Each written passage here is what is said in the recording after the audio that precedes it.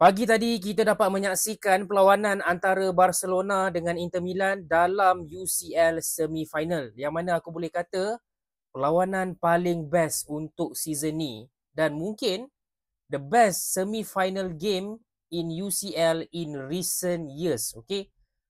Kalau tengok game semalam, dia punya daripada ke depan ke belakang, daripada ke sana, memang sangat-sangat exciting, memang sangat-sangat best. Tapi aku bukan nak cakap pasal game sebab aku pun dah lambat je lah. Pagi tadi aku sangat-sangat sibuk, tak sempat nak buat video review.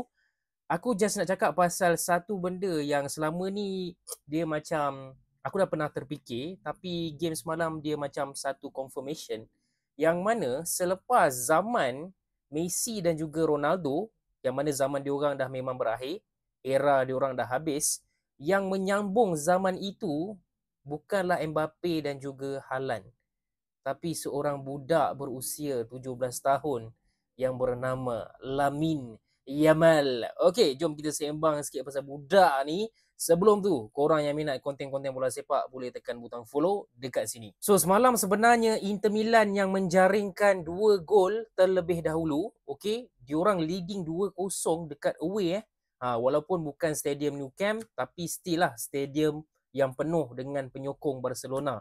So, secara logiknya, banyak tim ataupun pemain confirm koyak, mental dah down.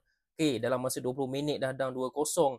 Tapi ada satu sinar dalam skuad Barcelona yang mana secara tiba-tiba gol yang sangat-sangat cantik datang daripada Lamine Yamal.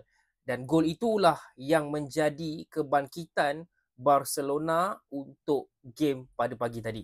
Okay, daripada 2-0 jadi 2-2. And then dekat half time pun kena tinggal balik and then kejar balik. Sebenarnya ada juga peluang yang boleh menyebabkan Barca menang ataupun Inter menang. Tapi last game habis dengan 3-3.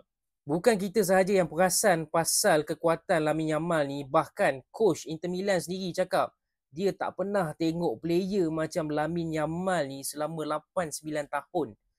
Kena letak 3 player weh nak jaga dia ni. Itu apa yang Inzaghi cakap lah. Dan apa yang lebih gilanya pasal Yamal ni, dia baru berusia 17 tahun. Dek, engkau 17 tahun tengah ambil SPM tau. Yang ini dah ada 100 appearance untuk Barcelona. Dan kalau korang nak tahu, kalau compare dengan Ronaldo dan juga Messi pada usia 17 tahun, Ronaldo baru ada 19 appearance, 5 gol, 4 assist. Messi pula ada 9 appearance, baru 1 gol. Lamine Yamal pada usia 17 tahun, 100 appearances, 22 goals, 33 assist lah, Mat. What a player. Dan aku rasa kalaulah Barcelona boleh mara ke final, boleh menang UCL, dia ni memang calon utamalah untuk menang Ballon d'Or. Bayangkan menang Ballon d'Or pada usia 17 tahun. Okay? Memang sangat-sangat dahsyat, guys. Korang komen sikit pendapat korang pasal Lamine Yamal ni. Hanya ada 2 faktor yang aku risau pasal Yamal ni. Yang pertama, dia peak terlalu awal. Okay? Ada je player-player yang peak terlalu awal. Bila dah umur 25 dah tak sama macam umur 20 dulu. Yang kedua, injuries. Yelah, sebab player lain umur 17 baru main beberapa je game. Tapi Lamine Yamal ni dah kena kerah tau.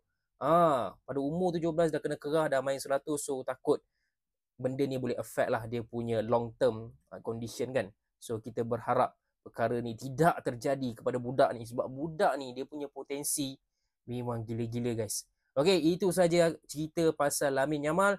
Dan macam biasa, korang yang suka konten-konten macam ni nak support Wibro, boleh tekan butang follow.